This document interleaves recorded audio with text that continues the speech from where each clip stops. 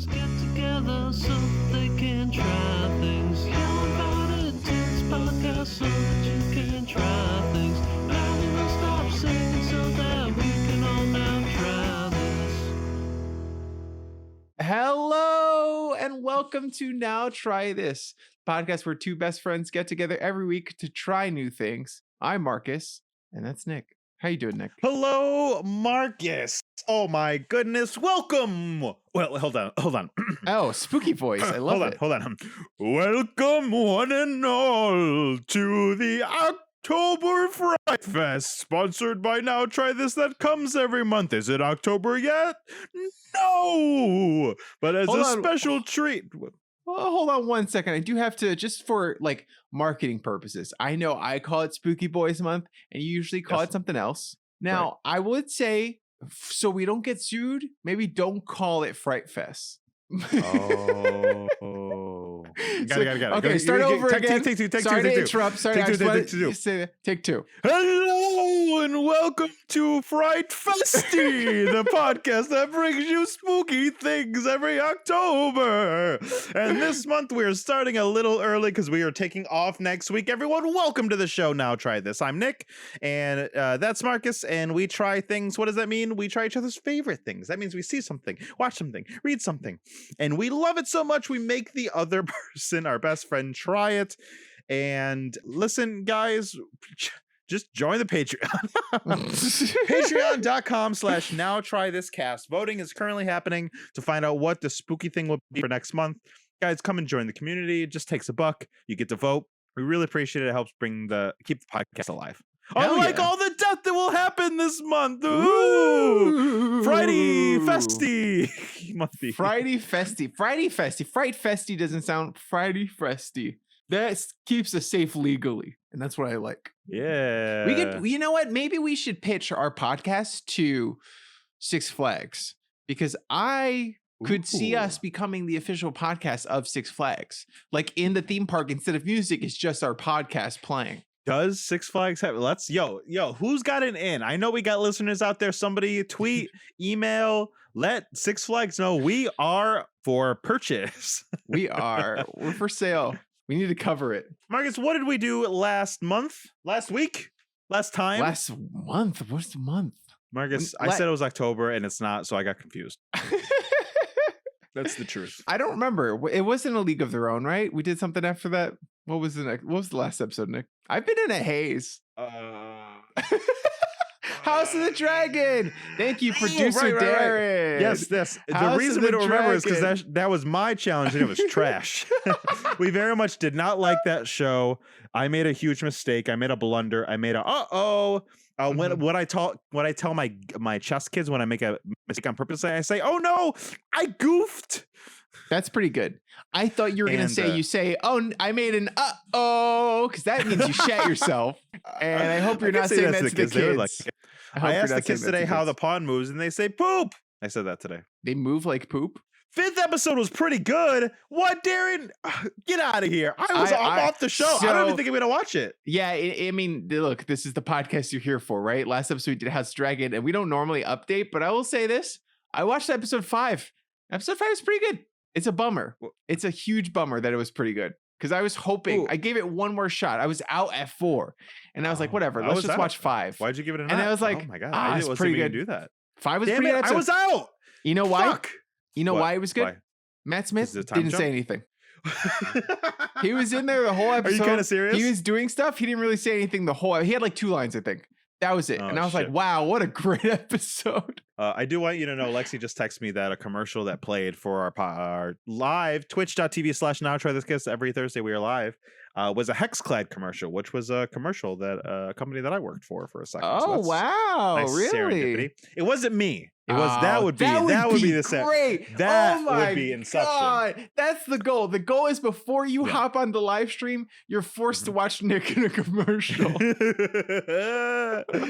That would be amazing. Guys, welcome to the show. Please leave us reviews, do all the good stuff, but most importantly, join Patreon, patreon.com/nowtrythiscast. It helps the show a lot. Marcus, it was your challenge this week. It was my challenge.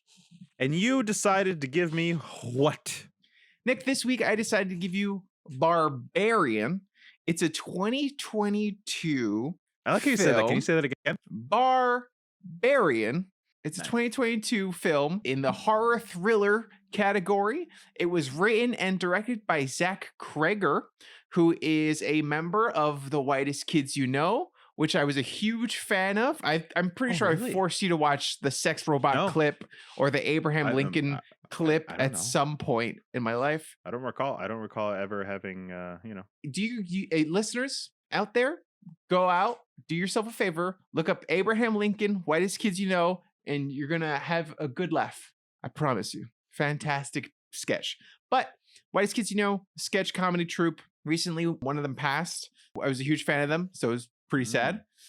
But yeah, he came from there and he wrote this movie. And I didn't know that going into it. I only found it out afterwards because I love He wrote this. and directed? Wrote and directed. Yes, he did. Yeah, he did. I came out of the Wow, film. not even a co-writer, just him. No, just Wow. I came out of Wow. this film being so impressed with it. I immediately loved it. It's like it felt very much like a me film.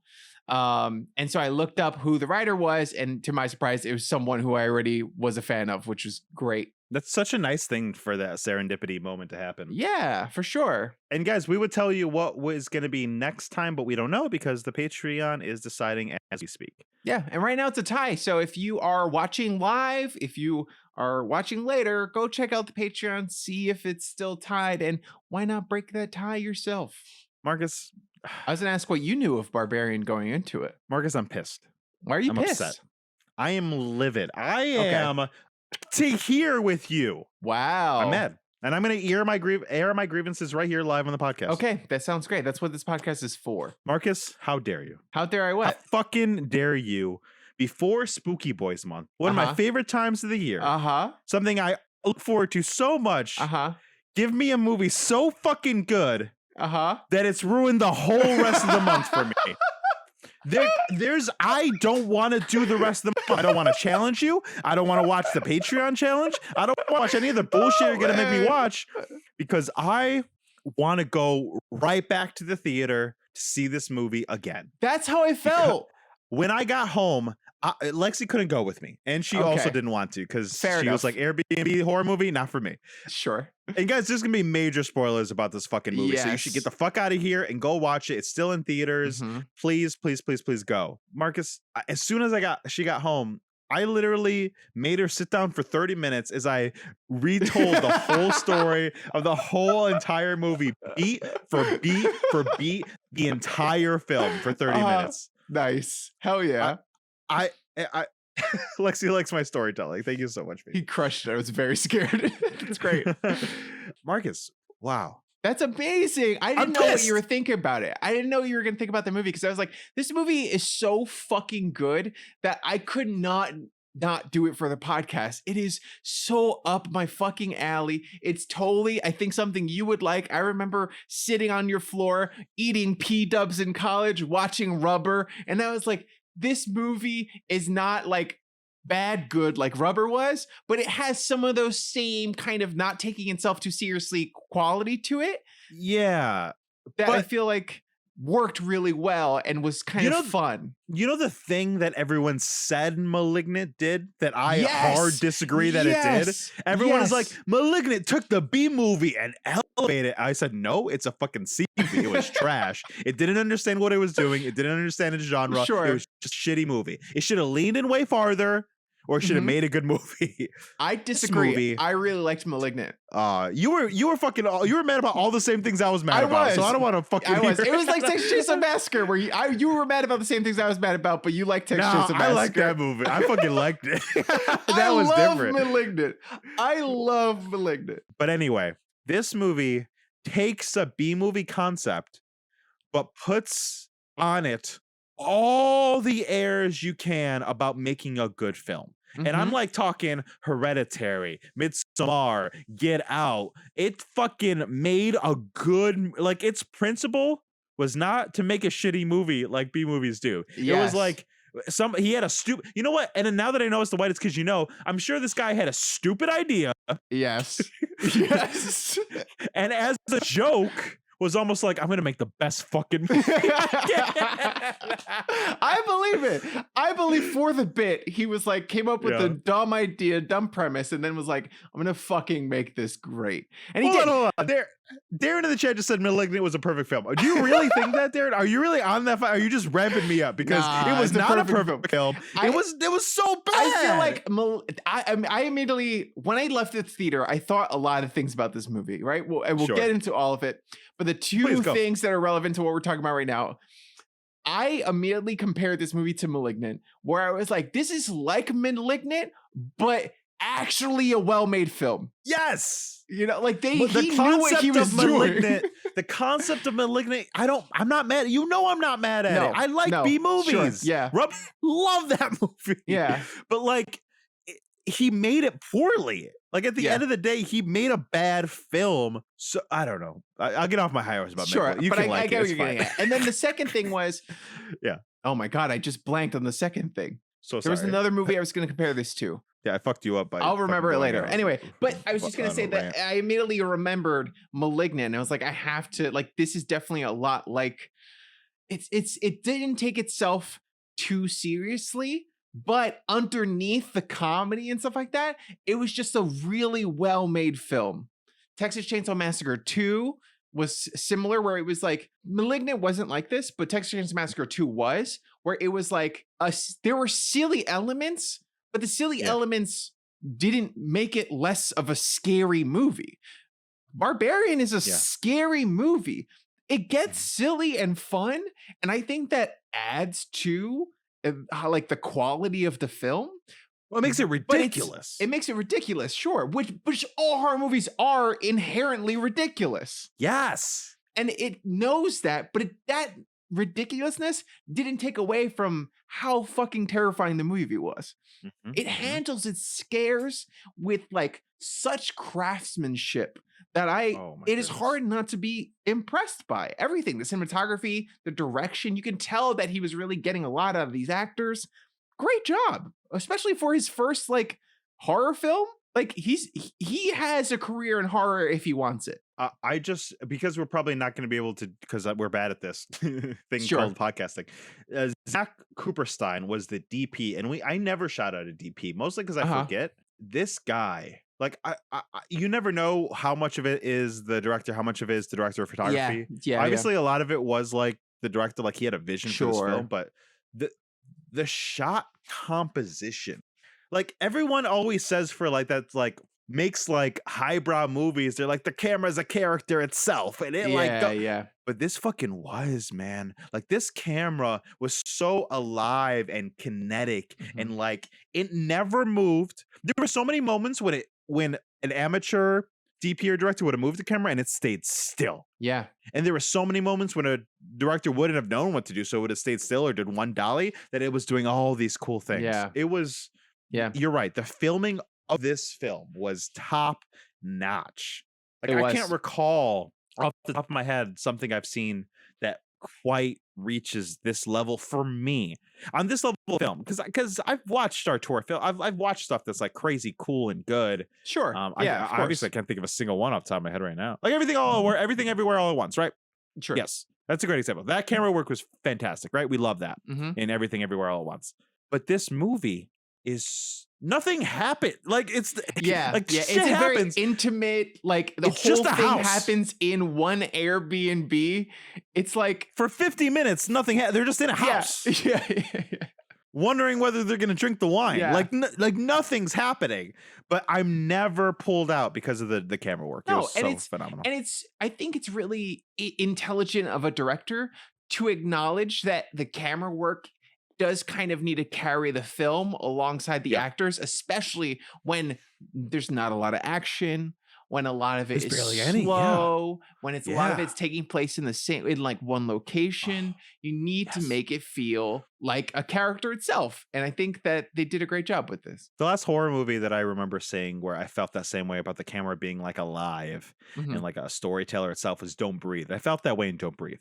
Don't Breathe was a good, like the camera did a really good job of like setting up the house and the stakes and setting up all the things. And that was more of a bottle movie than this is, but this does all take place at the house. Yes. You know, so it's definitely that kind of movie, which all the time on this podcast I'm raving about. I'm like, give me one location and fucking do it. That's how I was like, Black Phone sucks because we went to the school. Get me out of the school.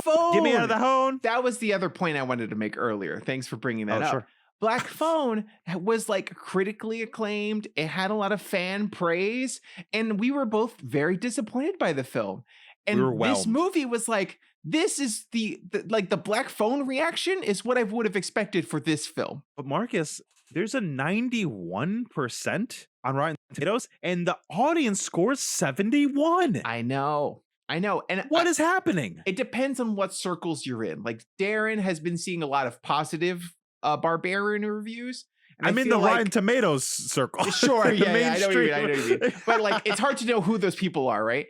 But even in my own Instagram feed of people who I follow, I've seen a lot of people be like, this was close to a very good movie. It was too silly for me. I think people just kind of were taken aback by that, which I feel like is stupid. And so dumb. You're not like well, it's so dumb because they pay it off. They pay it off. They do. There's no moment of jest in this film that's just to be silly. There's none. Like everything that's silly for me, like, is Justin Long's character over the top? Yes, but it serves a purpose. Yep. Is the baby and mother things going on with the killer like ridiculous? Yes, but it pays off. Yeah. Oh, I'm mad. I don't know if you can tell, but I'm mad because I thought this movie was a 10 out of 10 and people are giving it 8 and 9s, and I'm furious about it. Yeah, no, I agree. I immediately want to watch it again. I was so mad. I was like, man, I just watched it and immediately gave it to you. But I was so mad I couldn't go to the theater this week to go watch it again. Yeah, okay, I'm so mad I watched it so late. I know we don't always talk about beat for beat, but I do think we should go over the plot and like beats of the before plot, we do that, for sure. Just my viewing experience of the movie. I went to an AMC here in the city. It was completely empty. Also, to be fair, I did go at noon on a Wednesday. I don't know. That's the only time I could watch it. But in New York City, noon on a Wednesday should have a couple people in there. The amount of waiters and waitresses that work nights. Come on. Yeah. There's not a lot of. I don't think the movie's making a ton of money. It's probably making back like at least its budget. I mean, let's look really quick. Its budget was 10 million. Its box office is 24 so far. That's a breakaway hit. That's great. That's good. It's broken past even. Oh, and also fun fact: this is a 20th Century Fox film. This is a film that got greenlit before the merger with Disney. So I saw somebody's like, "Are we never going to get movies like this ever again because of the mouse?" And I'm like, maybe. Yeah, yeah, that's an interesting point. I saw someone say that too, and I'm just like, I mean, look, Blumhouse would be happy to buy this film or something like it if Zach Kreger wants to make another movie. Oh, sure, I'm sure they're going to try to screw it up. How can you not? Also, so good to see Justin Long. I love Justin Long. God, man, I love him. I miss him. Are we doing a Justin Long-a-thon? I hope so. Are we here? Is he finally past? He is the same character. He plays the same character in every movie, and this film used that to its advantage, which we'll get to later. We'll get to later when we actually get to that point. But I think I don't think we have to go beat by beat. But this movie is very clearly in like 4 parts. There's the first arrival at the Airbnb.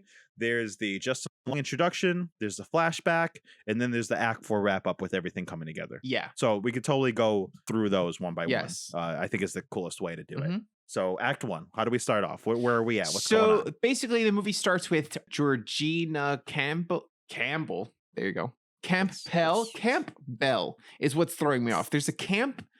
And I don't know how hard the P should be. It's Campbell. It's just Campbell. Yeah. Okay. I just didn't know. I don't want to say wrong. Anyway, Georgina plays Tess. Tess rents an Airbnb in a bad neighborhood. It's raining. She just got out of is going through a breakup, got out of a relationship, and she just wants to go into her Airbnb after a long drive. Yeah. And then she finds out right away. So many movies. I'm sorry to interrupt you already, but it's going to happen so much for this fucking film during recap.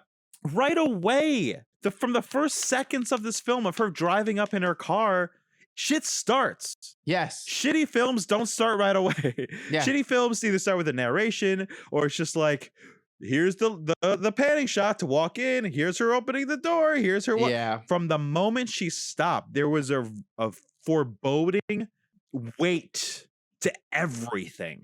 From just her driving up, her parking, her opening the door, her walking up, trying to memorize the code, every single thing, the rain coming down, everything. It was pitch perfect. Give this movie a 10 out of 10.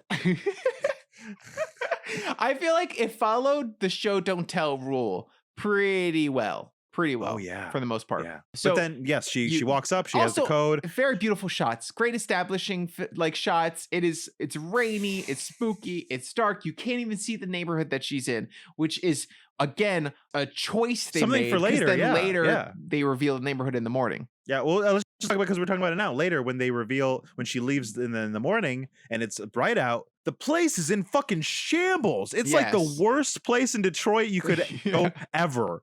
And I would say the one thing is I feel like there was a race thing that was here that was prevalent in the movie that was like not talked about, that I wish was a little like, I don't know, like I'm there too. For me, I feel like I was having this conversation with Daron a little bit where I was saying that I feel like this movie was like a little bit about gentrification, and there is racial aspects to that as well. But also like reverse, like for like half a second, I thought in the flashback the guy was going to be like, the blacks are coming and the city's going to hell. Like I thought like there's like something happening there that I think in my opinion, the director knows it's there. But it's not his story to tell, so he didn't want to talk about it, but he didn't want to like shy away from it either. You know what I mean? I feel like you've made a good point, but I think what you're maybe missing is this. I feel like because you wanted the bad guy to leave, right? But if the guy thinks that the neighborhood's going to hell, he knows that he can get away with what he needs to get away with. Yeah. Because if it's a bad neighborhood or whatever, the cops aren't going to come. No one's going to check in. He knows that. I think. I mean, look, I'm putting it a lot on the movie, but I think as a white man living in America, I think he kind of knows that. Yeah. Yeah. I think, and this isn't a detriment to the movie, I still think it's a 10 out of 10, but the way that I personally, my purview of the world and movie viewing is I thought maybe there was an opportunity to maybe say something, but I don't knock the movie from not doing it. Yeah. It's again, like, do I want this random white guy telling me that story? Probably not. Yeah. I think you're right. I think it was there, but it wasn't.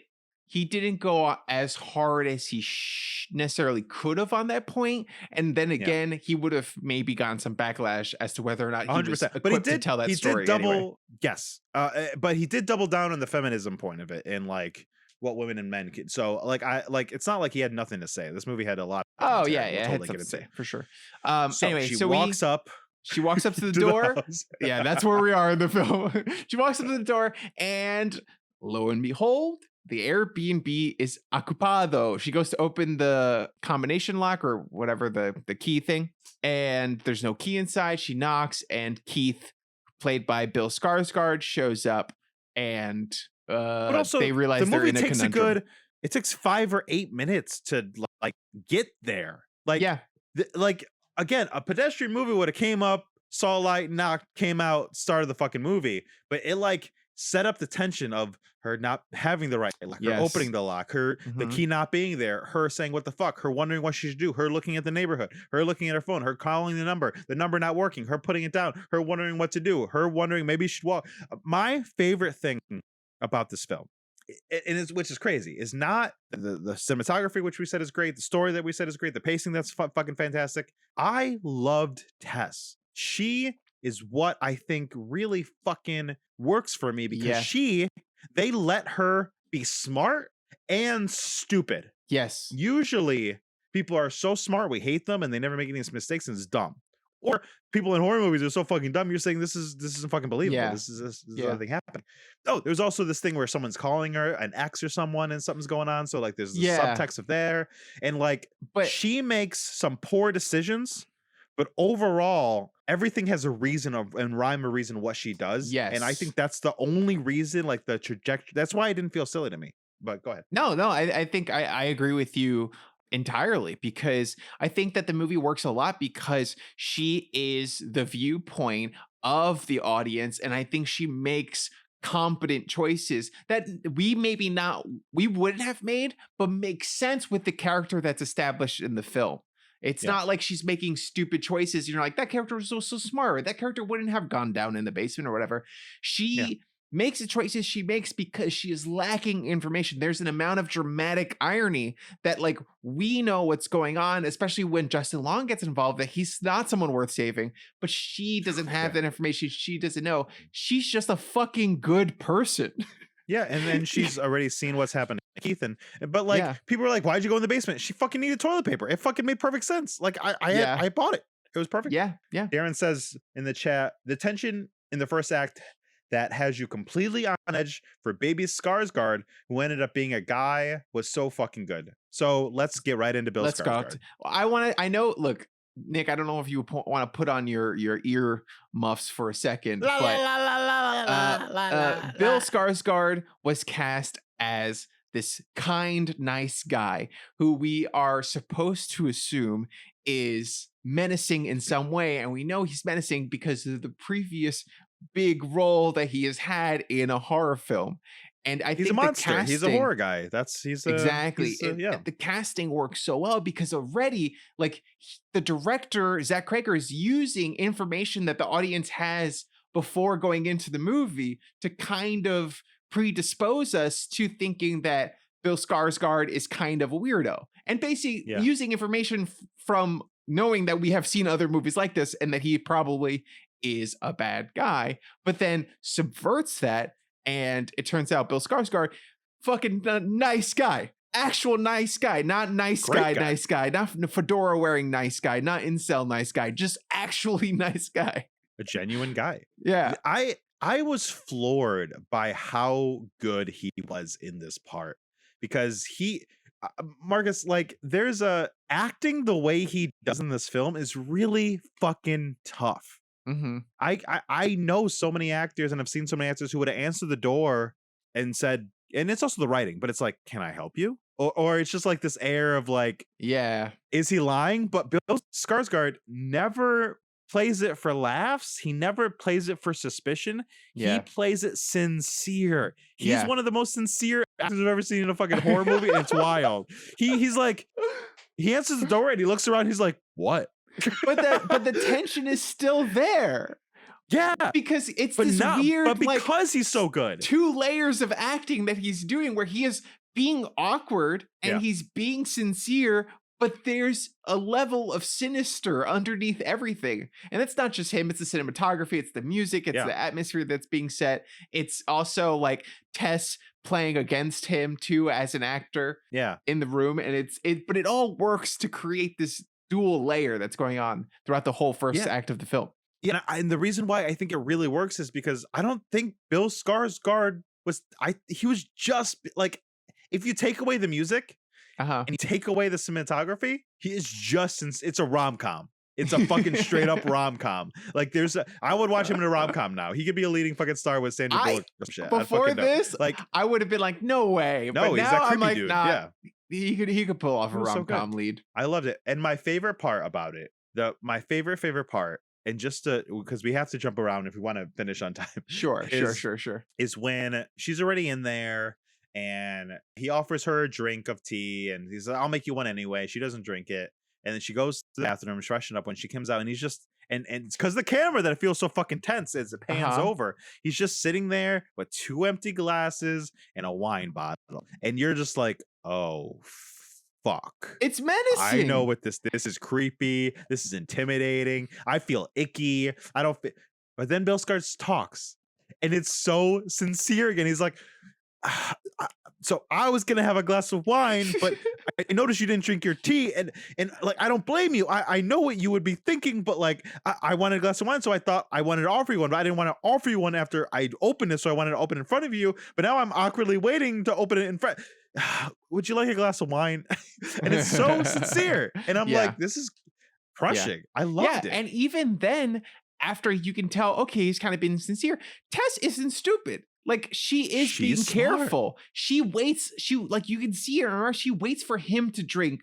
She watches him pour. She waits for him to drink from it. And then eventually she's like, okay, I'll drink. One of my favorite things that she did is, as soon as she walked into the house, which she was already trepidatious about, she said, sorry, can I see your confirmation on your phone? Yeah, that was smart. I loved that. Just Because go I was straight thinking to that too, because she shows him hers immediately. Yeah. And then I was like, he needs to show you his. He needs to show you his, because I don't know what the movie's about yet. I'm thinking And that she it did was it. just these two being creepy. And she checks his wallet. She does the bare minimum. Yeah. Arguably, she should just got in her car and went and slept in a Walmart parking lot. Like that's Yeah, like fair what enough. she should have maybe done. Yeah. But like it all made sense. Like she was checking. It was raining and it was a dangerous neighborhood, and and she was trying to be as careful. She kept locking every door. Mhm. She took a picture of his ID. The one thing though, Okay. the one thing that I'm like, I wonder if it's the in same my thing I head had. canon, it happened off screen Yeah, because yeah. she was just so smart. It's like you Google the name. Oh, okay. You Google the name and you pull up Instagram, Facebook Yeah. to just make sure they're like present in the world. Yeah.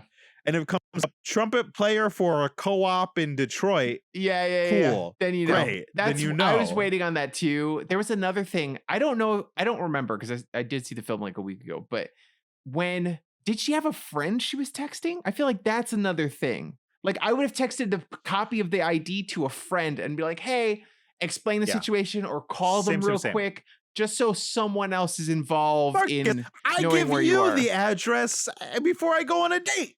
I know, which is hilarious because I'm not going to do anything. But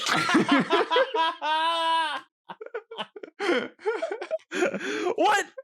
No, You saved me. You I'll come save me. I'll save you, man. Oh no, I've been sending the address to the wrong person. Oh no. I'm fucking lucky I'm snatched up now. I'm fucking dying out here. But yeah, yeah, that was the one thing that I thought was missing from the film. I think she But should have also- texted or called somebody. She might not have anyone to call. She might not have any friends. She like Yeah. it kind of gave that like a illusion too. So like Yeah. the small things that it's like, yes, she could have done more. But like I buy why she didn't Yeah, almost. You know what I mean? yeah. In the 4-hour Zack Snyder cut of the film, she calls 10 people. She lets everyone know where she Googles. was. She Googles Yes. every single thing. Yes. Yeah. So then this first little bit of the movie is this repartee back and forth, them getting to know each other, this tension that's there, this great moment when her door swings open and you're like, oh shit, here it comes. Yeah. It's either, I don't think it's Bill at this point. I'm like, it's probably not Bill, right? Like, Yeah, for sure. But maybe I'm wrong. Mhm. Maybe a monster comes. I don't know what's happening. And then you see he's like having a night terror, which was just a nice little thing. And she Yeah. wakes him up. And I just love he gets scared. He's like, what the fuck? Yeah, He scared the shit out of me. It was He's great. so sincere. Because It it was is so funny. sincere, right? Like Yeah. another movie, I think, would not have had that moment. Another movie would have been like, well, he still has to be creepy up until we subvert it. And it's like, Yeah. no, he's being genuine. They did it again and again and again. Just Yeah. let him. Or when he's like, oh, I've seen that film. You haven't seen that film. No, it's the one where the kids are like up on the roof playing, and you're like, oh, why does he know so much? Why does he know? Yeah. And he's like, because I'm involved in this community. And I'm like, oh, okay.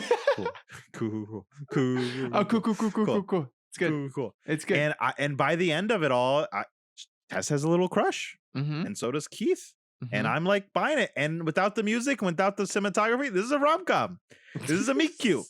You end up having to spend a week with Airbnb with another person as roommate. That's a rom-com. I watch it on Netflix. I do still. I mean, yes. Eventually, she was into it, but I feel like it was still kind of tense for a minute there. It was all the way up until the next day when she left, when she was Yeah. looking at his picture, smiling that Yeah. whole time. Yeah, it was Yeah. still tense with putting on the sheets and like because homeboy was kind of like, "We vibing? I'll stay Yeah. here." Yeah. And then he's like, "No, that's creepy. Okay, I'll leave. Okay." But there is a moment. There is a moment. It was a moment. But he left early. He left the key. He was like all Mhm. good. It was Yeah, weird it that all he made was like, "See you later." I was like, she might have left. I would have I left think if I was her. They implied that during their conversation, they established they would both stay there, I think is Yeah. what happened. But then all that happened, and then she goes on her interview, which is the reason she's in Detroit. Mhm. And then the person she's interviewing with, she's like, "Oh, where you're staying?" And she's saying, forgive me, it's like I forgot. Dirtmouth or some shit. I don't know. Some She said the neighborhood. part of Detroit, and her face was just like, You can't What? stay there. She You said, can't "You stay can't there." stay there." and it was so again sincere. And she's like, "No, it's fine. I got a roommate. I'm tough." She's like, Yeah. she wants to. She just met her, but Yeah, she wants to tell her to offer her no. home. Yeah. But she's like, okay, be careful," because she didn't want to speak out of turn and be impolite. But at this point, it's like, homegirl, let her go stay with you. What the fuck is happening here? I know. That's another thing where I was yeah. like, I know if you interview someone, you can't be like, why don't you stay at my house instead? Like, that's crazy also. But it is, but also apparently this neighborhood's crazy. So like, yeah. you know, You would've one or the saved other. So someone. then she goes back, and then this is the first like real horror moment of the movie. But that's not just tension, which again, we're like 30 minutes into the film now. It's all tension, no horror moments, no jump scares, not really, no monster, just the tension, which is phenomenal. Yeah. But she goes back to the house, and this what seems to be a person without a home. I'm sorry, what's the PC version for saying someone's homeless now? I forget. I was gonna say homeless, that I know you're not supposed to anymore. Darren. Ooh. As Darren knows these things. Housing challenged. Home challenged? Oh, it's something dumb. Honestly, the PC version of it sounds worse to me than homeless. But anyway. Okay. That's my hot take. Anyway, so there's this guy who's chasing her. People affected by homelessness? Unhoused. That's what it's unhoused. Okay. That's what I've heard. Unhoused person. Unhoused sounds dumb too. Anyway, so this guy, who the fuck am I? Unhoused sounds like specifically targeting the word homeless, which I feel like in itself feels wrong. Yeah. But again, unhoused, I feel like has more of an implication of it is their society's responsibility. Not who they are. I was gonna say it's society's responsibility to house this person, and so they are currently unhoused by society, as opposed to being defined by the fact that they don't have a home and being called homeless. Yeah. Because they are less than. Great. I'm glad we figured that out. So this homeless guy is chasing Tess to her house, and is like yelling at her and chasing her and waving, and he's like, little girl, and it's like legitimately scary as she like runs in. Has that ever happened to you? Has anyone ever chased you like that?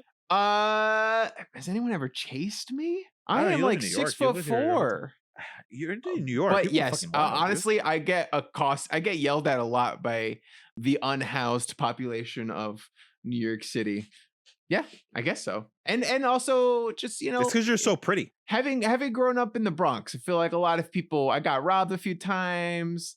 I've gotten like randomly like hit by strangers, like stuff like that. Yeah, it happens. Yeah. It's never personally happened to me, but like I related, but it's never happened to me, and I related to this moment. I was like, you're always scared some shit like that's gonna happen, and what do you do? Yeah. She's you run in the house trying to fucking get in, and she gets in, calls the cops. Cops won't come. Oh, of course the cops won't come. Cops are fucking useless. But great use, again, great writing where it establishes the cops are inept, they will not come, and that plays off later. That pays off later. Yeah. Then she takes a piss and has to go to the bathroom for toilet paper. We can skip to that point. Anyway, yeah. So we go ahead. She goes, and then I feel like she goes to the basement for toilet paper, right? Yeah. So she ends up going to the basement, and then she's smart that she looks everywhere, which I feel like is hilarious. That it takes this long to even introduce the concept of the basement. The basement? It's 40 minutes in the film now, at least. It's an hour and 40-minute film. We're almost halfway, and this is when we see the basement. Which is like the rest of the movie and what it's about. But it's so funny that it takes this long to even like introduce that concept to the film. I thought they were about to title screen me Barbarian like RRR did, and I would have been so about it. I thought it was about to do that. Okay. Anyway, so you get introduced to the basement. I thought it was going to do it when it jumped to Justin Long. That's when I thought it was going to say Barbarian. Yeah. That would have been a great moment for That would have been hilarious. So she goes to the basement. Yeah. She goes to the basement. It's a creepy basement. Yada. She discovers like there's this weird kind of pulley thing. Oh, she gets trapped in the basement, right? Yeah. Which again, it established that the doors are all fucked up. The other one open, this one closed. It's closed from the other side. She can't, and she tries all the things. She can't get through the door. She can't break it down. She can't get through the window. It's locked, or she can't push it. And she just kind of plops down for a while. Yeah, she kind of just looks like whatever. While. And then she finds an opening to a door, right? That's there. Which is the only time that I really question Tess, because she's bored and she's looking at all this random shit and she says, oh, what weird looking duck. And there's a string inside of the wall. Yeah, and she's like, wonder what happens if I pull this she's string. stuck in the basement. She doesn't know when the guy's coming back. So you fuck with shit. Well, she was okay. Here's I think the part you're missing. Okay. Here's the part you're missing. I'm here. Where was she before? Hold on. You ready? Are you ready? Put on your listening. Yes. Where was she before she went to the basement? Detroit. No. Where was she before she went to the basement? Interview. I got this. The toilet. She needed toilet paper. Uh-huh. Where are you going with this? She has a shitty ass that whole time. Okay? She's desperate. She's desperate. Have that ever happened to you? You sit on the toilet and there's no toilet paper? You got a shitty ass? You got to wipe? Marcus, so Look, I know women need toilet paper to pee, okay?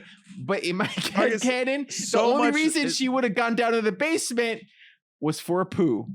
she already put on her pants again. Like if she didn't wipe up, she didn't wipe up at that point. But Marcus, she found the toilet paper. That's true. She The did. rationale, she desperate. She could have dropped trow and fucking That's true. pulled that You're toilet right. paper You're right there if it was that bad. You're right. Anyway, she pulled, but I do love, she pulls the string, great tension moment. Uh-huh. The door, the fucking wall opens up inward, dark hallway, zoom in on the dark, zoom in on her, fucking tense ass moment, and she just goes, nope, and goes and sits on the stairs. And I was like, cool, she's my protagonist. I'm in for Tess. I love her. That moment was definitely like, okay, she's been making really smart choices the whole time. And I'm like, she's good. I like her. She's a great actress. I like this moment. It's very good. I'm in it. But curiosity killed the cat, Marcus. How long could you be locked in a basement? And people are probably like, why should she go down the hall? I don't know. How long could you be locked in that fucking basement, staring at a scary ass dark hallway and not need to know that there's literally not a monster 5 feet in? You need to know. No, Nick, I don't know where you are on this. Nick, I could live in that basement and never open that door. The amount that I can deny existence is like unfathomable. You cannot comprehend how much I can deny that things exist. You couldn't. Nick, not only am I not going in, I am barricading that motherfucker. I am just putting all the shelves in front of it. I'm toppling shit over. I'm making a pile until I get out. When I get out, I can send a letter to the Airbnb people, and then I'm done. Daron, thank you. She's with me. She says she would go in the door. She would hate it, but she wouldn't be able not to do it. Nick, okay? It is not her fault that she's white. But these are the ways white people think. And I'm not about that, okay? Marcus, remember that time you called your girlfriend out for being white? She said that's valid. Very true. I get it. But I mostly what I'm saying is the movie did a great job with, they established she was sitting there for at least an hour, if not more. And all she wanted to do at first was look. Yeah. So she gets a mirror, she puts light down. Now here's where you can get me. Once she shines the light in the hallway and it's a dead end, why do you need to go down the hallway to go through the other door? That's where you have a problem? Well, yeah. I have no problem there. Why not keep looking? She didn't. Because the assumption is that room is just another old basement room with old tools and shit in it. Like your fucking house. Wait, Nick, your logic. Wait, where do you stop looking? Where does it stop for you? You find the creepy room with the camera and then you're like, I'm out, I'm done? No, before that, I would have shined a light in the hallway, saw it was a dead end, and then like, wait. You just gave me so much shit for not going down the hall, and you don't even go down the hall either? Not down the hall, just shining light on the hall. Oh my God. But if I didn't have a light, I would go down the hall, yes. Darren said she might have thought there was an exit there. I would have thought the same thing. You see a big metal door, you think that's an exit or something. Here's the truth, though. The truth is, I'm pretty sure all three of us here, and everyone here in the chat, call me out if I'm wrong, is too chicken shit to fucking actually go down that hallway and open that door. Yeah. Actually, I think you would. You're fucking crazy, man. you're fucking crazy. You're fucking crazy. Enter the whole thing. I don't believe you. You're crazy, man. You're fucking crazy. You fucking do some crazy ass shit in there. You fucking be like, I'll fucking kill him. I'll go down there. Fucking monster. Fucking if you were there with me, fucking ass if you were there with me, I would go in. Yeah, that's what I would go. You're right. I would go in. If I was by myself, I'm not going in. And you would fucking have all the fucking brought over. You'd be like, I don't care. Whatever. Yeah. Because you were there. And I was like, Nick has my back. It's fine. Oh, God. Anyway, so she goes in. And honestly, I don't know what could have been the scariest thing to see, but I loved the fearfulness of what she saw, which was this white fluorescent room with a shit-stained bed, a camera, a shit bucket, a handprint on the wall. And you know exactly what that is. Yeah. And it was fucking great. It was so scary. Yeah, it was so fucked. scary. You see that room, you're like, oh, nope, bad stuff only. This room has bad stuff only happen in it, and we're gonna leave. And her mind's going. She's like, is this happening now? Is this in the past? Is someone now put me in here? It's just like, I gotta go. And I love the panic from her. I bought it so much. Yeah. Because then Bill Skarsgård comes, they go upstairs. She gets out and she's like, let's fucking leave. And he's like, no, there's a bucket in a room. What are you talking about? What a shithead. What I get it, right? Like you want to be able to want to see it for yourself, make sure you know what's going on, especially since he was gonna stay there also. But yeah, he was belittling her a little bit. Darren's right. Yeah. It was like the movie is talking about that's not scary. Yeah, he was mansplaining and shit. Like this movie is a feminist movie. Like it's taught, like it is a commentary on what a woman has to worry about and what a man has to worry about. And again, it is dumb and it is like so kind of fucking man dumb and shit. And but like I buy Marcus. Oh my god. So quick aside. Okay, quick aside. The Bachelorette just finished. Uh-huh. Oh man, what a fucking train wreck it was. God damn. Holy shit. It was fucking wild, dude. You got to read an article or something. It was okay, I got to read it. I know nothing about the new season. Oh my god. But all I want to say is the guy who because there were two Bachelorettes, one of the guys who got engaged is such a bro and such a shithead, and he just went through this whole tirade about how Marcus, he kissed another girl while they were engaged and got confronted on the show about it. It was fucking wild. Everyone's like, so you cheated on her. Don't you not see anyone after you're engaged? I thought you're done. You leave the house and you're with your person. Yeah. How did he get access to another woman? They sequester them away. See, I almost didn't want to bring it up because you almost want all the context. So apparently he was talking to her before the show. They didn't see each other because he didn't want to muddy the waters. But then apparently him and the Bachelorette were having problems. So they went to a bar and talked and they kissed. But also, like, he was really shifty about giving details. So it's like, when, how, what? And he wouldn't say it. And as he was trying to defend himself, he was like, listen, I'm sorry that I did this. But I don't see why this small thing could ruin our. And I'm like, dude. It's not, you're not even it's day one. It's day one and you're already causing problems. Yeah. No, it was fucking wild. No. It was fucking wild. Anyway, but after seeing this guy and how these people really exist in the world, a lot of dudes would be like, it's just a fucking bucket in a room. Shut up. A lot of guys. But I think kind of they established him as kind of a truly good, nice guy. So it kind of felt like, okay, man, can you believe her for 2 seconds? And at least I thought understand she's scared. And okay, why don't you go? And I can go look or whatever. Which eventually I think he kind of was. That's what I was gonna say. I think he started bad and then he realized he was being a dick and then he tried to fix it. And I think he did for the most part. Yeah.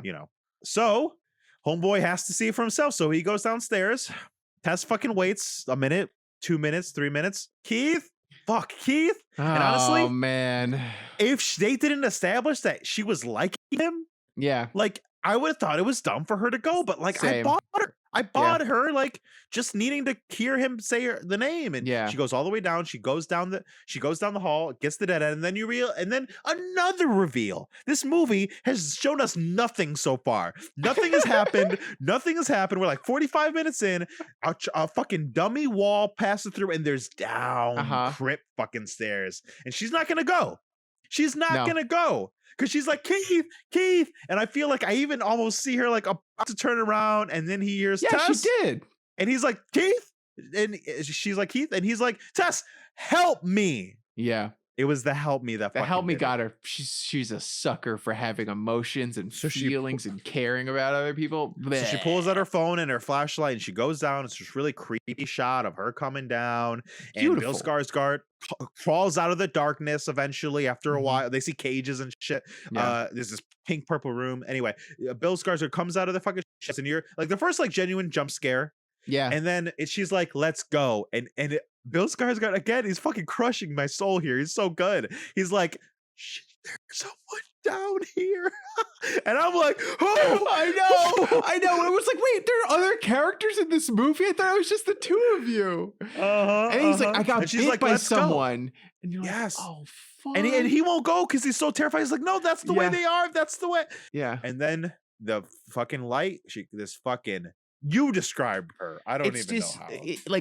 Tall, ghoulish woman that comes out completely naked. You can tell that she's been great creature design.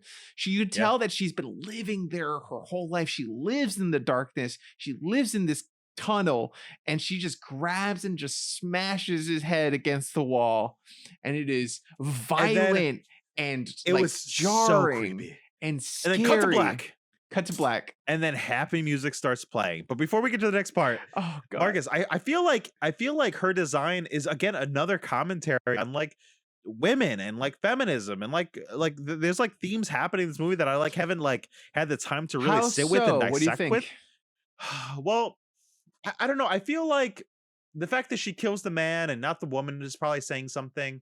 But the fact that they're portraying the monster as a woman, a naked woman, is probably and a dirty naked woman is probably saying something about man's inability to see past the front of what women present. I don't fucking know. Some shit. Something's happening here. I'm not a video essayist. Give me a day. I can write a nice essay. I can fucking put it on YouTube. Whatever. I think there definitely is something there, because it is like you have the Bill Skarsgård, you have the natural fear that women have to go through every day, and I think later on you find out that like the creature also was a victim, and that she is like the scary monster for the movie, but you do end up having an amount of empathy for her as well. Yeah, so versus again there. Yeah. So but this is, I was laughing so hard in such a guttural nice laugh when that he dead.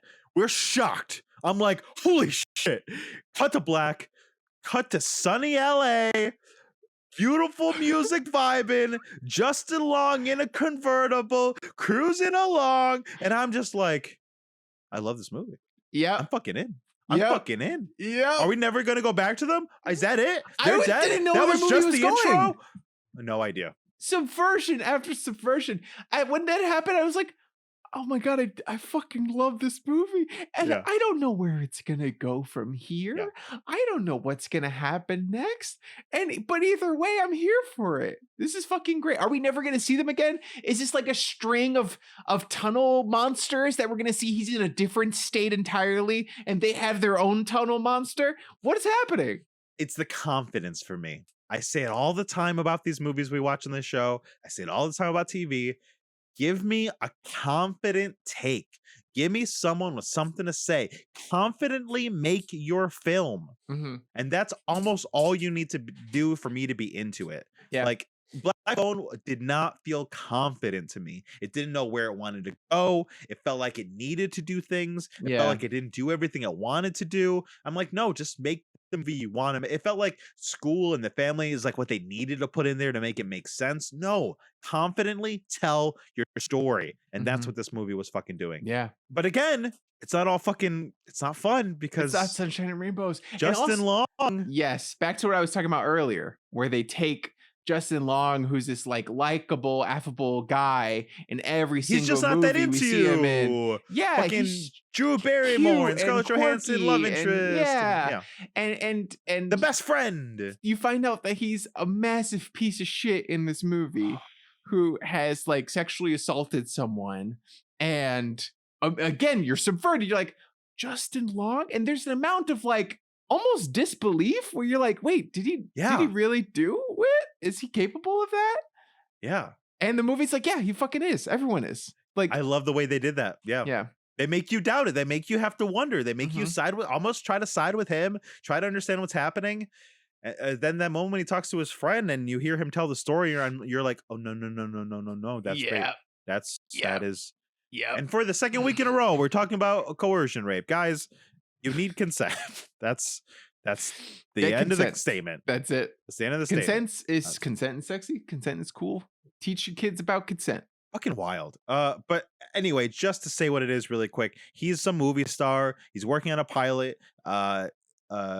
Allegations come out about him from his co-star, and our first introduction to him, he loses his job. He goes to his finance person. He's losing all his money. He talks to his best friend. He basically admits to it. He has to fly back home to Detroit to like handle his affairs, to try to liquidate his fucking shit so he can afford to sue the paper and to sue her. And it was just like it just like, with everything that happened with Johnny Depp and Amber Heard and all of the like things in the last couple years about this kind of stuff, it's very fresh, like in all of our minds. Yeah. Almost what's fresh for me is almost like the confusion, because like I believe women. Mm-hmm. But the narratives that are coming up from all these places is so confusing, and you don't know who you're supposed to trust, and you know how you're supposed to feel, and like it's this weird like I don't want to think my favorite people are capable of this, but then you're presented with how shitty of people they are, and then it's like your view of the world is destroyed, and you're left almost wondering like, what am I supposed to feel? Mm-hmm. You know? Yeah. And like this movie is like grappling with all that in a really like profound way. Yeah, and it's like, oh wait, this guy is a shitbag. He is a bad person. We've established he's a bad person, which then I feel like plays into the movie a lot because, like I said earlier, with the dramatic irony, like he's a shit person. He's a bad person. You as a viewer want him to die, right? Like there's this aspect of horror movies, and they managed to cover a lot of ground with just like 3 characters, but there's an aspect of horror movies where sometimes you do want to see them die. You're like, they kind of deserve to die a little bit. 100%. And they had that in this film too. Yeah. He would make it two-thirds of the way through the movie, and then it would be a gruesome death that we're all very happy that we're cheering for, you know?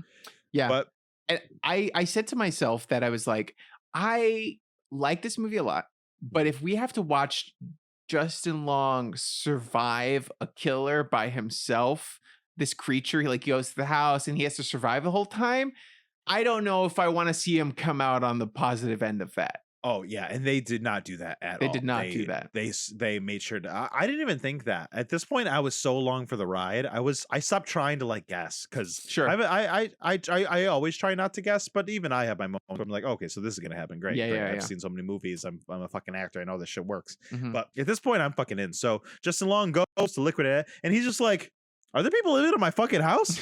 And he's such a fucking dick. He calls the realtor. Yeah. He's an asshole to her. One of my favorite aspects, and maybe this is why people don't like it, because it's almost ridiculous. It's silly. They think this is too ridiculous, but I buy it. There is silly moments in the film, but it doesn't take away from it. Well, because I think it's all justified. It makes sense. This dude would do this. So when he goes, he's looking around. He thinks he has squatters. He's like, gets the knife. He says, I got a gun. He's looking in the basement. The next morning, he goes down there. He finds out there's this hallway because the door's still open. Is it? No, he opens it. He opens it. He opens it. He opens it. He pulls the string. He opens it. He looks. He goes straight upstairs. And you think, call the cops, see what's going on. He immediately Googles, can you put underground passageways as part of the square footage when you sell your house? I'm like, this movie's genius. This movie's fucking on the next level. In this moment, in any other horror movie, right? Like there's the, if you like break down certain horror movie archetypes or like tropes or whatever, there's a part where they go and they start researching. So I thought he was gonna sit down at the computer and do the horror movie thing of, I am going to now research information about this house. I'm gonna find out that it was owned by like this creepy guy. And nope, he is not doing that at all. Instead, he's trying to figure out if he can get more money for the fucking house. And this homeboy fucking takes a tape measure. I love the way this was shot and filmed. It was so silly and ironic and dumb, but good. As he's fucking literally measuring the hallway, gets to the room, the room where our smart protagonist that we loved immediately freaked out about. No recognition, no nothing. Just starts measuring it. Yep. Pushes the bed aside. He sits on it. He's like, ew. There's literally. I'm like, he doesn't miss a homeboy's beat. an idiot. Justin Long also. Like every actor in this film did a great job. Oh yeah, I think they crushed it. Like Justin Long sells this hard character. Part to pull off. Yeah, that's hard. Yeah, just an idiot douchebag that you legitimately buy. Yeah, that's not. But he's not over the top or cartoonish or buffoonish. You know, like he acts as dumb as almost like somebody from. You remember the best friend, the nurse from the Mindy Project? That one actor. He's like from Mad TV and shit. Yes. He could do this part, but it would be like buffoonish and like you're right, almost like Always Sunny. It'd be like a whole other step, right? But Justin Long, again, he's a really good actor. He's super sincere. He's really good at what he fucking does. I buy that he's just a douche and an idiot. Yeah. So then he measures. He tape measures. He finds the stairs. Tape measures all the way down. He keeps tape measuring all the way fucking down until homeboy runs into what's the monster called? It's called Mother. The Mother. The Mother. The Mother. The Mother. The Mother. I like that. It's a good horror protagonist name. Yeah. I like a good horror creature. Man. Wow. You're trying to take away roles from women, I see. Oh, he looks like he's like a prosthetic creature guy. You know what I mean? Yeah. Like one of those guys. Yeah, I was looking at his thing. It looks like he just is a prosthetic monster guy. He was Kevin in Henry Danger. I don't know what that means. I just wanted to share because I don't know. So he runs into the mother. The mother grabs him. Or no, she's chasing him. She chases him down. We get it's a really nice chase. It's honestly the most action we've gotten so far. Yes. You're following. Now you find to see that this place is a maze. It kind of wish and washes, and he falls down a trap hole. Yeah. And guess who's in that trap hole? Tess. Oh man, I was so relieved. I was so happy to see her.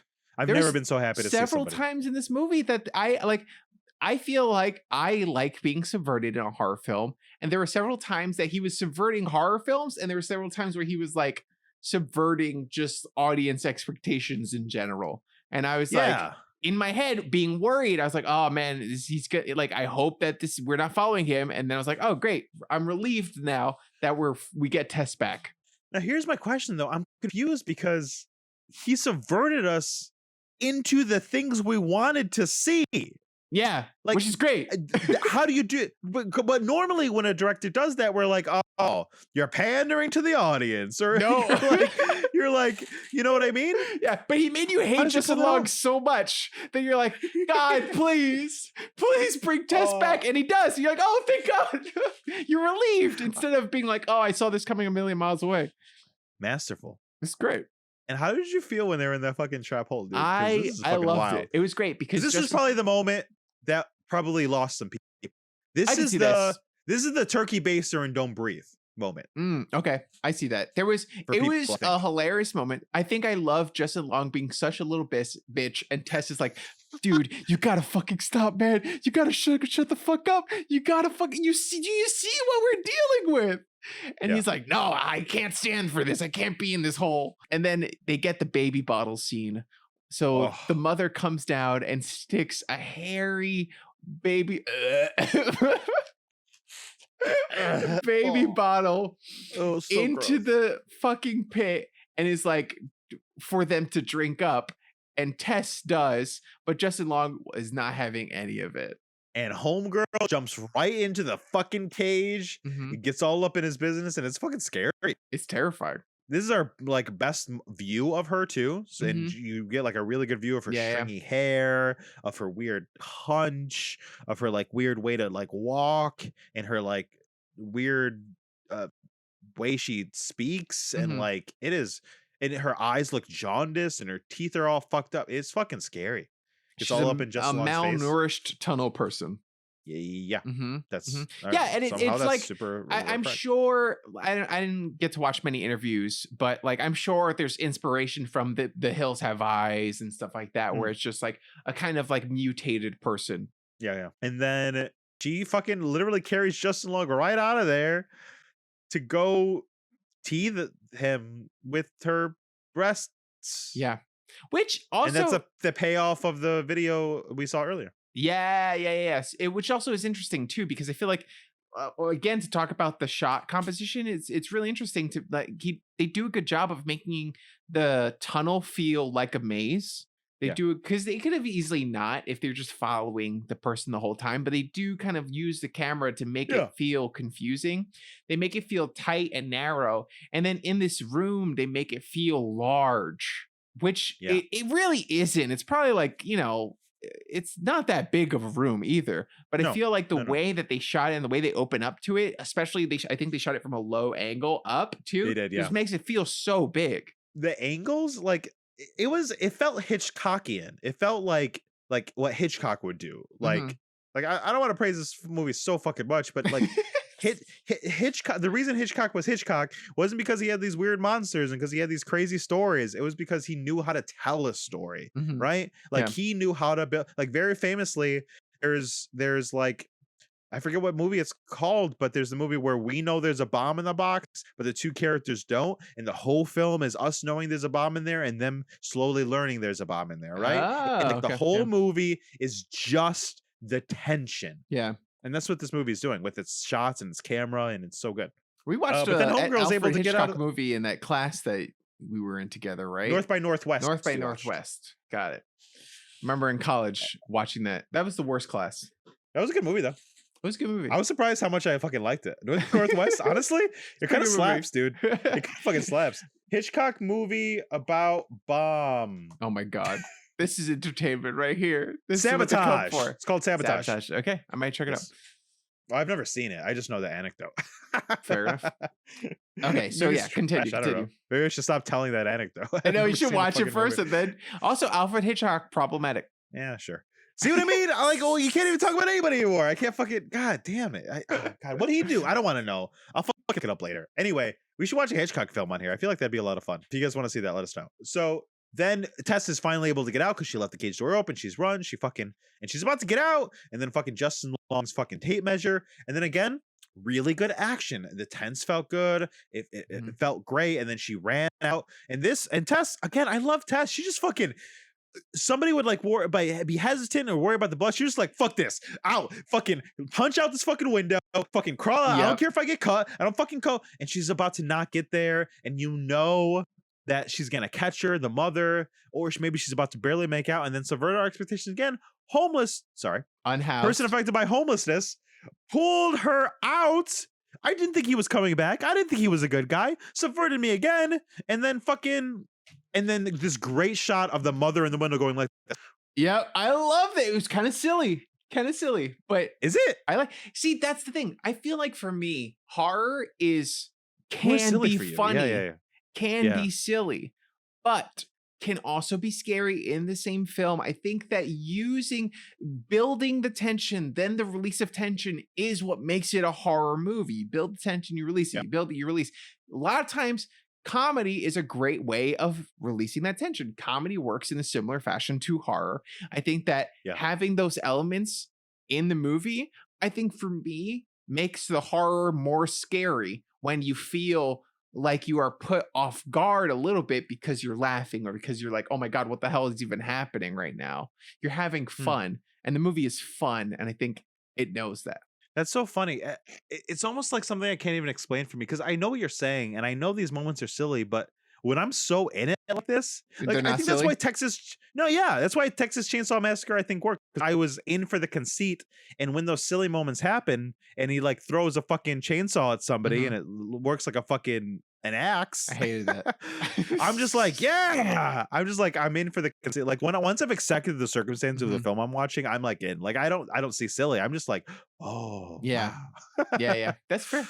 But you're right. As I'm like recollecting, I guess it is kind of silly for that to happen. I feel like she gets away. God, you keep bringing up Texas Chainsaw Massacre. It makes me so mad. Why? Because I feel like Texas Chainsaw Massacre, the new one, wasn't trying to be silly. And Texas Chainsaw Massacre 2 is a better example of something trying to be silly and scary. I've never seen it. It's probably crap. It's probably crap. It's so good. It's probably good. It's so As good. of right now, my favorite Chainsaw Leatherface film is Texas Chainsaw Massacre. Is it the only one you've seen? Yes. God. No. You saw the reboot with Jessica Biel? Yes, that's right. I remember that ass. Yep. Jessica Biel. I remember that too.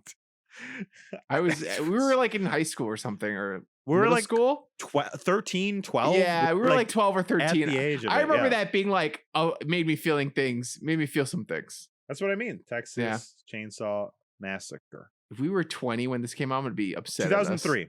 Okay. 13. We were 13 years old. Yeah. Literally entering fucking puberty. I think that movie triggered it. Oh my God, Texas Chainsaw.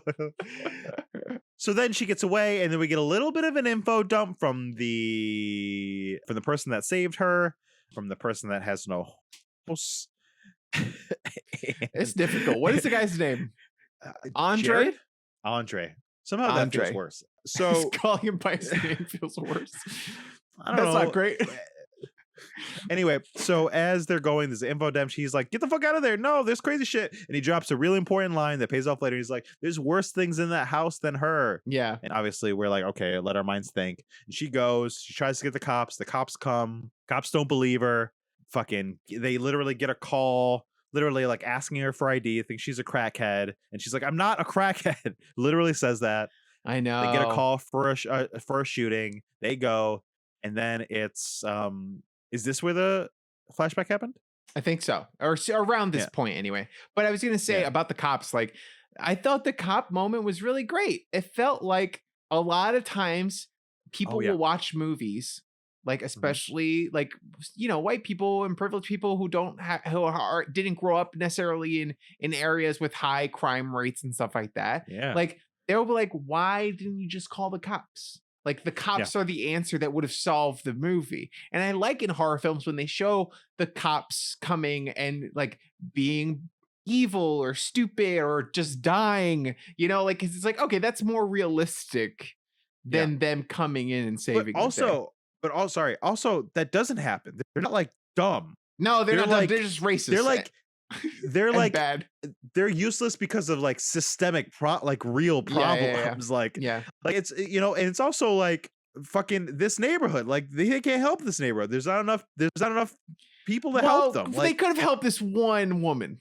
break into a house. Well, they assumed she was breaking in. She had like, if they would have helped her, they had everything. The thing is, if they literally looked at the window that she said it was broken from the inside. Yeah. Like that. Sure. Like, Yeah. like, If they took 2 I learned seconds that to by think watching about it. Looney Tunes at 10. that means they came in. Like that's like something from a mystery movie. That's like an old like a Agatha Scooby-Doo Christie trope episode. Yeah. that you learn in Scooby Doo. That you're like, oh, this is the way the glass is. So they came out of the house. Yeah. No. If they had any amount of common sense, I think. Look. Yeah. Back to my point. They're But stupid. I agree with you. I like to see it. I think it made a lot of sense. I made a lot of sense. I appreciated what it was saying about how no, cops aren't always the answer. And I Mhm. also like that Tessa's smart. She tried her best. She like did the thing she's supposed to do, and it didn't work. Yeah. And I feel like sometimes they're doing things for the audience's sake. So the audience can be like, well, why didn't this? Why didn't that? And I kind of like that in the movie. Yeah. I don't like it all the time in movies, Sometimes- but I like to hear. Totally agree. Totally 100% Yeah. agree. I I think also liked it. Get Out did a good job of that too, where there are things that the audience members would be saying. And I think the director and writer know that and then take that information and show you why you're wrong or why that wouldn't work or whatever. Yeah. I like that. You know what movie could have used more of that? Jigsaw with Chris Rock. Mm. There was a lot of moments that film was like, these people are fucking idiots. Why don't they do this? Why don't Yeah. they do that? Yeah, Why don't they yeah, do this? yeah. So then is almost the third act of the movie where we flashback and we see this house when it was new. And man, I loved how this was shot so fucking much. It was so spooky. It was so creepy. It was creepy. Yeah. It felt Because like the a whole thing. true crime thing. Yeah. The whole thing was the man who we were following. He was silhouetted in the middle of the frame and we were following him. Yeah. Not even over the shoulder, behind his back, watching him go through the motions of this next little part. And it was filmed so cool. The guy was so creepy. He did such a good job. He did a great job being this creepy killer kind of guy. Like unassuming, but like has this air about him. Like he was great. So good. And basically he goes and buys stuff for a home birth. And you're like, creepy plastic sheets, creepy. Yeah. Oh my God. And he's from this house and and there's like things because you know the room, you kind of think you know what's happening. And it's like, and then he follows someone home and then, oh my God, again, with the tension and the subversion, he pretends to be a water repairman, goes inside of this lady's house and you're like, fuck, this He's gonna kill her. Oh shit, this is going to be so creepy. I don't want to watch this. I don't want to watch this. Oh shit. He just goes in the bathroom, very nonchalantly unlatches the window, and then goes and tells her, "Oh, it looks like there's no problem. Call if there's anything," and leaves. It's fucked. And we are just supposed to fill in the blanks, and we just have to fill in the blanks. It's scarier that way. It's so much scarier. Yeah, I feel it's like so much fucking scarier. Another show don't tell kind of moment that I was talking about earlier. Yeah. Like I feel like he does a great job of it. It's like, you know what happens. You can fill in the blanks. I don't have to show you this violent attack on a woman in her house alone. You know what happens. Society has told you what happens. This has happened many, many times before.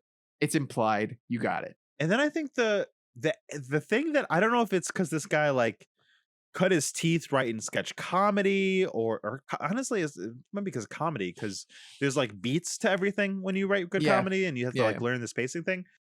I can't imagine a lot of people would have included the scene, but I found it really useful just to like put the plot together and to like justify everything when his neighbor came to him and asked him if he was moving away. Oh yeah.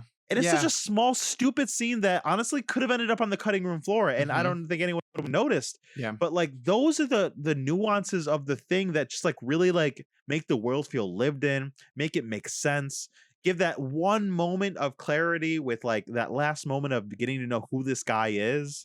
And like it's what like cued you in when you said the thing about the reason he stayed here was because the neighborhood was going to shit. So he knew he could get away with this. Yeah. You know? Yeah. It's a great moment. I think it really lends also to like the themes of the film. And like you said, it's something that could have easily been cut, but I feel like it was nice that it was there to have that moment of human interaction too. Cause the guy is creepy. He's creepy the whole time, and he's still creepy during this conversation, but it's like this part of like, oh, we're kind of oblivious to the creepiness around us sometimes. But it's character building. It's so subtle. I didn't realize until this moment, but that scene was to make more character because we haven't had a lot of character from him. He was a trope, he was a figure, but this like gave him like, oddly enough, I feel almost bad using this word, but it almost humanized him, right? Like we like heard his inner thoughts for a second because we like saw what was happening, which you hate. But that's like is necessary to really like get what this movie's doing by the end. I feel like it humanized him in a way that was like a lot of horror movies and stuff like that will be like, oh, this person's creepy. How did you not see it? You're so stupid for not knowing that guy was a creepy or that guy was eating people the whole time. It's like, no, this is how these things kind of get passed this is along. old man You have John oblivious that's lived neighbors. there for 30 years. Every and, real life serial killer had neighbors. Like that they were like, hey bud, how's it going? Like every single serial killer had neighbors. Like shit like this just happens.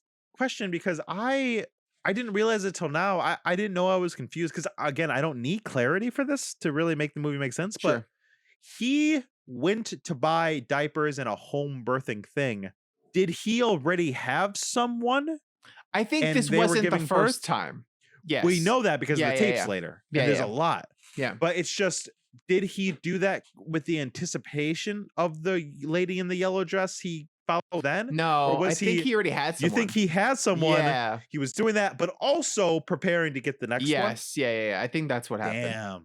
That's even more fucked up if you think about it. It's super fucked up. He was getting ready for a birth, and then he also just, I think, had a woman. Oh, there was screaming in the basement. Okay.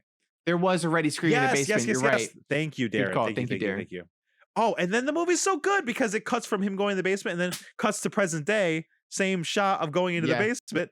And then we finally pick up with Justin Long, who got away from the mother. Speaking of the basement, I mentioned this to Daron during the movie, but like it was so wonderful to see the use of tension by utilizing the basement and our perception of the basement. At first, we're scared of the unknown. We don't know what's in the basement. It's just a creepy basement. We're scared of what could be in this basement. Then when we revisit the basement through Justin Long's eyes, we're scared of the basement because we know what's in the basement and we know what's going to happen.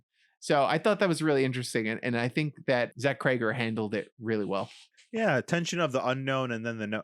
Honestly, you pull up something that's really interesting that I think a lot of directors miss is a lot of people are able to make tension in the unknown, right? Like we've seen shitty horror movies that it's like, we don't know what's down there. The camera zooms in. We're a little creeped out. The tension's still there once we know everything. Mm-hmm. Once we know the whole layout, everything that's happening, we still feel that. Yeah, I feel like a lot of movies will have the whole film be, oh no, you're scared of what's there. Okay, you're getting a little bit. There is something there, but what is there? You find out what is there right before the thing is defeated or the person escapes. Yeah, or it's like 45, 50 minutes of action running away, and you care a lot less because you're like the tension of parts of it's gone. Yeah, right. Yeah, it's just like an action movie. Yeah. So then Justin Long is like trying to escape. He's like going through the fucking tunnels and like a dumbass, he's going deeper in once again. Mm-hmm. And great scene.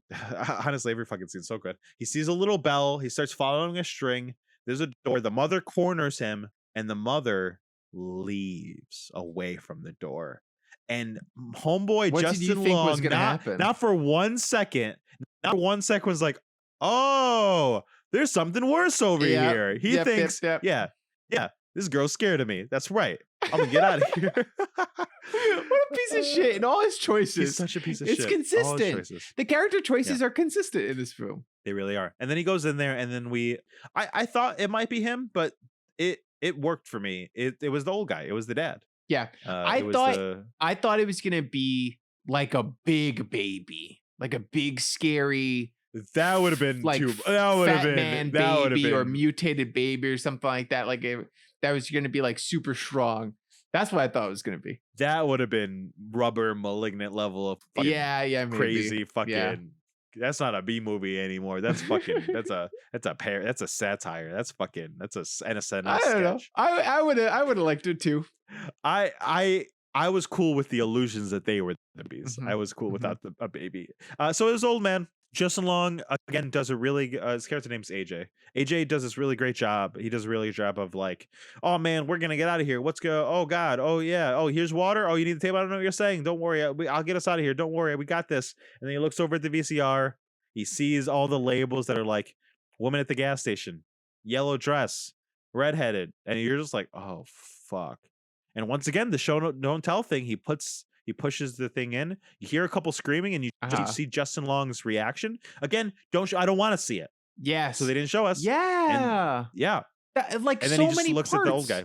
Talking to you about Yeah. it now, it's making me realize how much any other horror movie like would have just really shown like all this like torture of women. Like we would have gotten 10 in another horror movie. This movie would have definitely been focused on like this other guy doing all this stuff. We would have seen at least 2 or 3 of the tapes.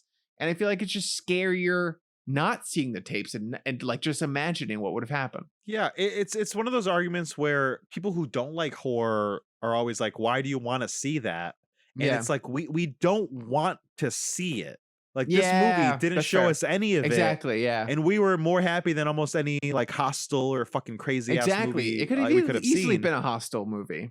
Yeah, it's just because of the tension that the buildup and the release is satisfying to us. So then he's like, you're sick, man. What's wrong with you? You're fucking sick. So like and it fucking really worked. And then obviously there was a fucking gun in the thing. Yeah. And you're like, oh, Justin Long's fucking dead. Who cares? And then it cuts back to Tess, who's like, is she driving away? You don't know what she's doing. Cuts back to Justin Long. The man like turns the gun to himself. Because he's fucking done. He's like, whatever. Justin Long was threatening to call the cops and stuff. And that's why we thought that he was gonna kill him, and he didn't. He just killed himself. Yeah. I think probably because he was like, well, because even if I assume he was like, well, even if we like I kill him, someone's gonna look for this grown ass adult. Yeah.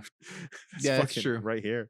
You know. So he kills himself, cuts to Tess, who was told by Andre that the mother comes out at night, who's waiting. And Tess, fucking dope ass motherfucker, drives the mother into the fucking house. Loved it. Yeah. Great scene. Loved it. Great scene. Great scene. And pins the monster against the house. She makes it in. She goes in. She to go saves Justin save Long. asshole. Because she doesn't know. It sucks 'cause she doesn't know. I wish she could tell her. Yeah. But that's also part of horror movies, right? Like screaming at the screen, like wishing you were there to help. Does a good job. I did see that the director says you should watch this with audience. And director, I'm so sorry that there was no one else in this theater, but I felt it. I was screaming and yelling by myself. So I was gonna say, Daron said the same thing to me, that like a lot of people have been saying like, oh, the audience really made or broke the movie for them. Yeah. If I watched this movie alone, I would have had just as good of a time. I did. Yeah. Yeah. You literally watched it alone and had a great time. So, but honestly, I was fucking creeped out. I text Lexi. I was like, I'm in the theater alone right now. I'm really scared. It was fucking creepy. And then just to fucking get towards the ending, which I'm sure we have a lot to talk about. Homegirl goes in. She's looking for Justin Long. One of their flashlights like give out, and homeboy shoots her. Fucking God. Justin Long shoots her, and I'm just like, holy. And it makes shit. sense. You're scared. Someone's running at you in the dark tunnel. It's one of those dumb things that you're like, of course. Yeah. Of course. Yeah. But in a satisfying way, honestly. They escape. But she's not dead. Yeah. He helps her out. They escape. And then obviously she's like, where is she? Because she's not pinned anymore. And then they start running away.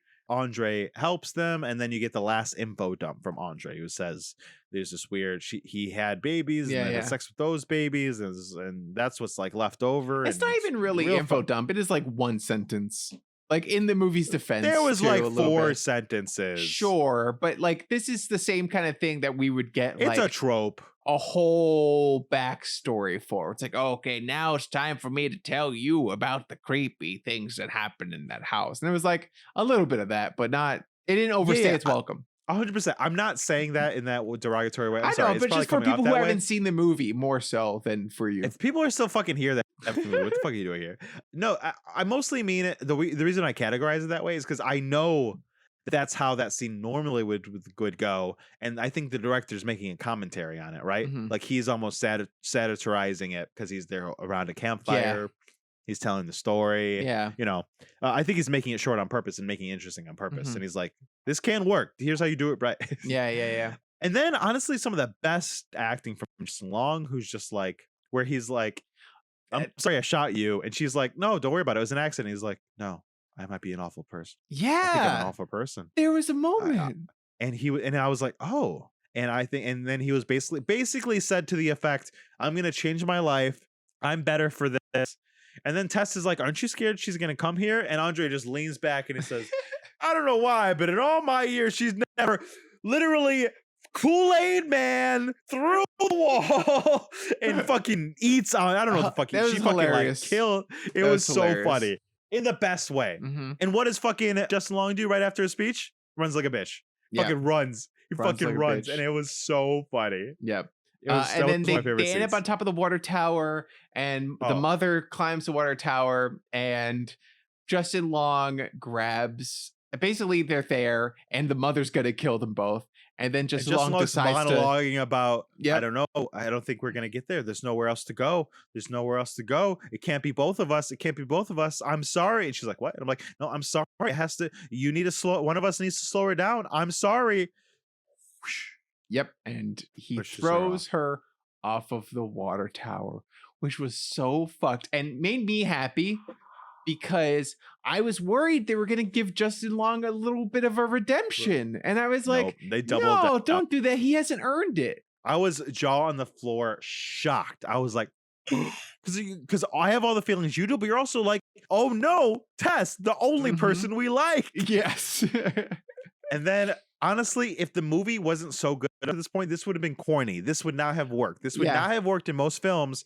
Mother jumps after her, which I thought was funny to save her. It was funny, but it also was like a good moment because it made you empathize with the mother, where you're like, yes. After all this stuff, we learned that she's also a victim, you know, and that she's like only doing this because she doesn't know any better.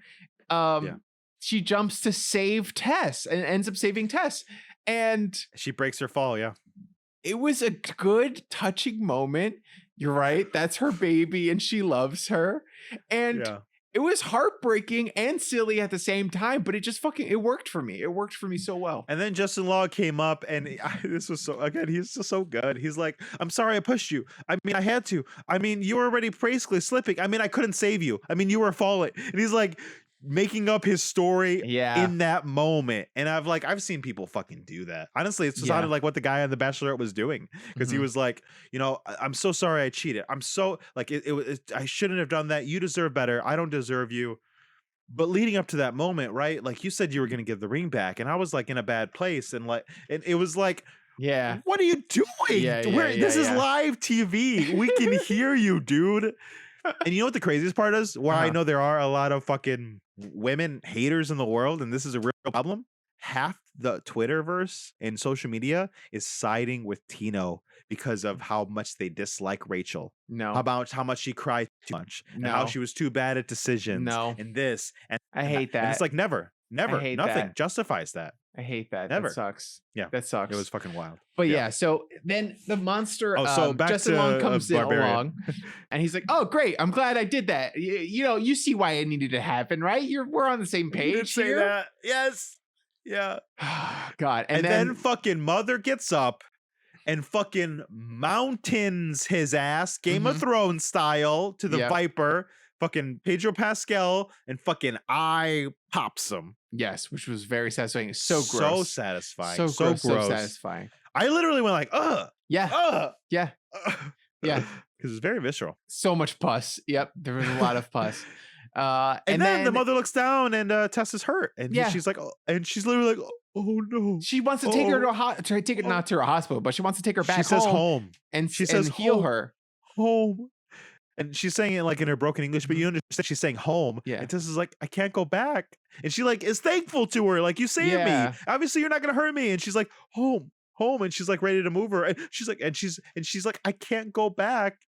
And the gun's within reach. And she grabs it. She puts it up to the mother. And right before she pulls the trigger, the mother, just like in the videos, kisses her fingers, bops her on the face. Yep. Bang, roll credits. Bang, roll credits. Bang, roll credits. Roll credits. That's how more movies used to end. Ooh. Bang, roll credits.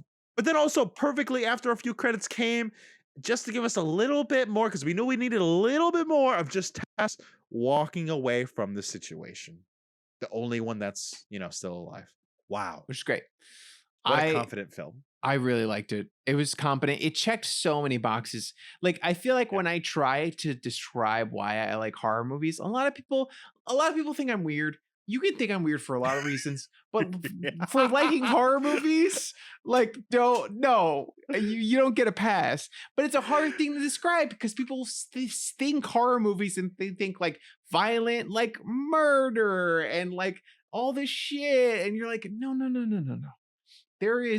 There are a lot of movies out there that can check boxes that are funny, just a fun time. It's scary. You're feeling all these different kind of emotions all at the same time.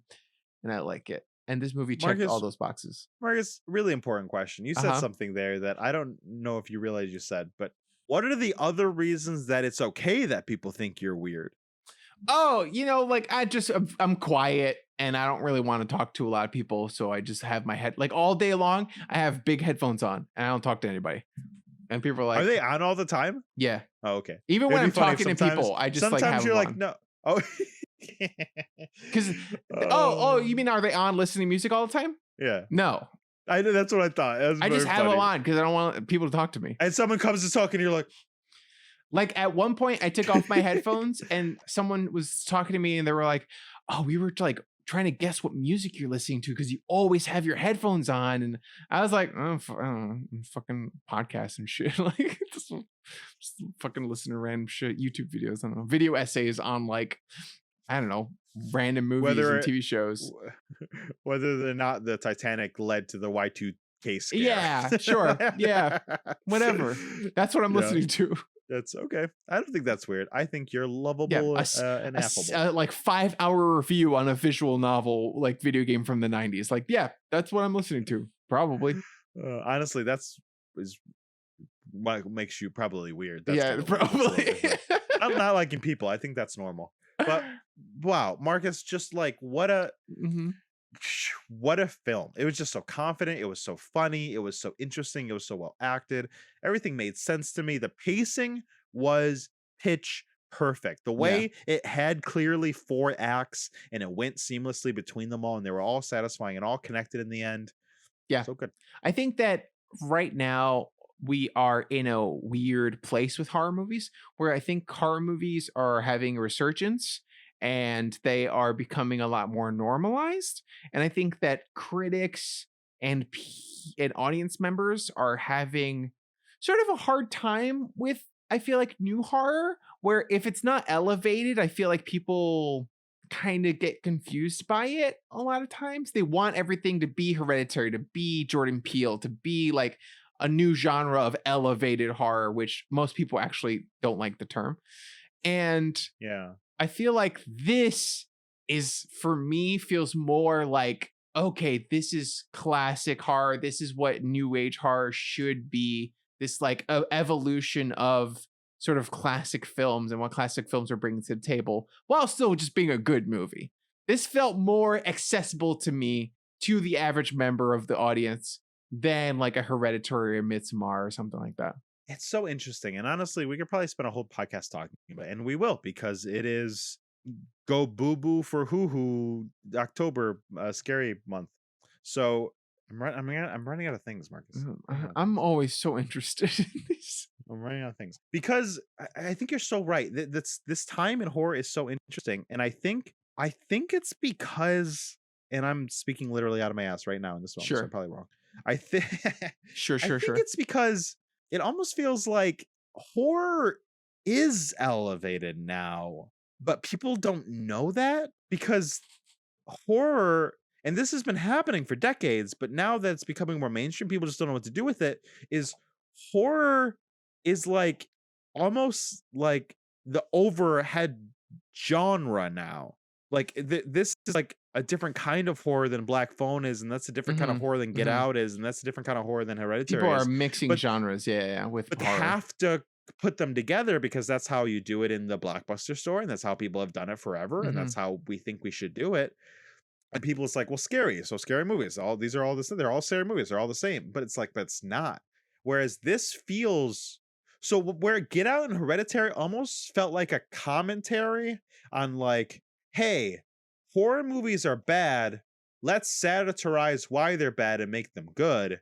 This feels like it could be a classic horror movie. Like this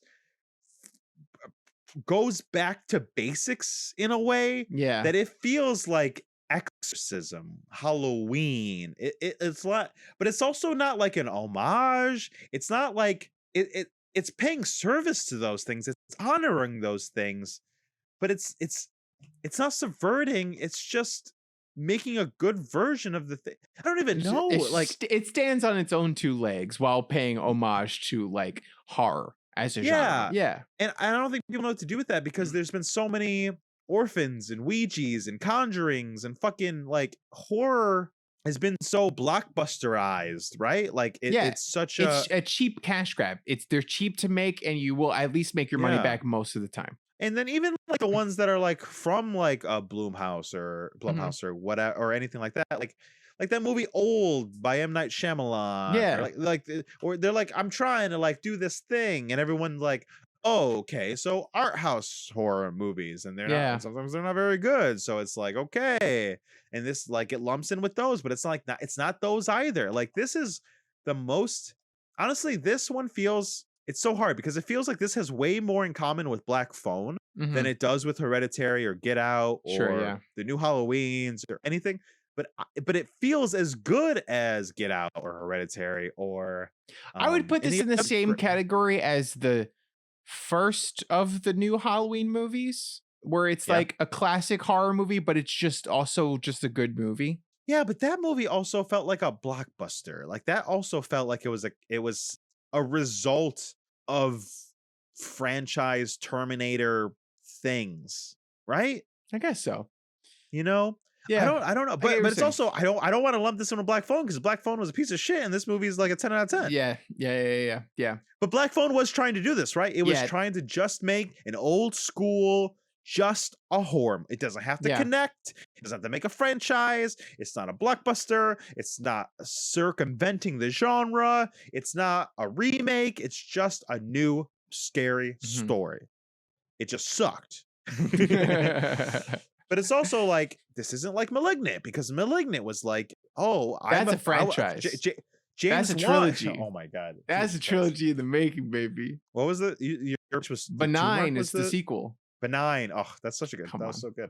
But this feels like that felt like a commentary on the B movie, right? This just feels like a good horror movie. Like it's so simple and complex at the same time. I get that. You know? Yeah, I get that.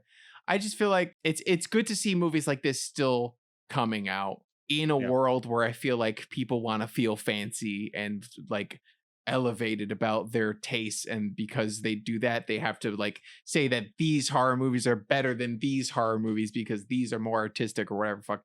I'm glad this movie exists. Same. I'm looking at what the original father has been in. He's been in so many things. Yeah, I've seen it before. He's just like that creepy looking guy. He just looks creepy. Okay, Nick, are you ready for your questions? Oh, Are we done? Yeah. I sure. mean, do you have anything else to say? Well, we went through the movie beat by It's beat. like I we mean, went through movie there's beat by more beat. to It's say. almost 2 hours. There's more to say, but the more to say is just praise. So yeah, we can Yes. finish. Okay, Nick, did you like the movie? Yes, it was great. 10 out of 10. Yeah, It was fucking fantastic. It's one of my new favorite movies. Would you recommend the movie? Yes. Hell Like, yeah. I think people need to fucking, like, when people are like, don't read reviews, don't watch stuff, just go watch this movie. I agree. Like, it's not like so twisty and turny that you can like really spoil it like a Severance. Like, you say things about Severance that spoils that for you, right? Yeah, It's just, it'll ruin the tension. It's just a tension movie. Like, that's where this movie lives and breathes, and you need to let yourself be played victim to that tension. yeah. Would you? Was that recommend? Yes. Would you watch more movies from Zach Kreger? I am so excited to see.